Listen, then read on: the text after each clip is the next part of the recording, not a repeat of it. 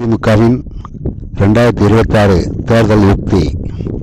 விக்கிரவாண்டி இடைத்தேர்தலில் அதிமுக போட்டியிடாமல் விலகியிருந்தாலும் மேலிட உத்தரவின்படிதான் அதிமுக விக்கிரவாண்டி இடைத்தேர்தலில் போட்டியிடவில்லை என்று பேசப்பட்டு வந்த நிலையில் பாமகவுக்கு வழிவிட்டு மறைமுகமாக உதவி செய்து வருவதாகவும் தகவல்கள் தெரிவிக்கின்றன.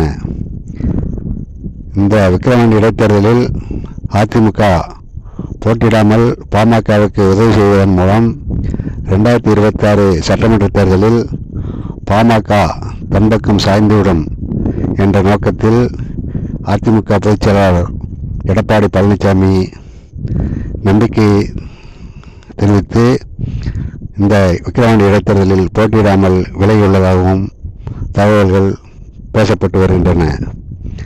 இந்த விக்கிரவாண்டி இடைத்தேர்தலில் போட்டியிடாமல் அதிமுக விலகியின் அடிப்படையில் 2026 சட்டமன்ற தேர்தலில் பாமக தன்பக்கம் வந்துவிடும் என்ற நம்பிக்கையில் எடப்பாடி பழனிசாமி இருப்பதாகவும் பேசப்பட்டு வருகிறது.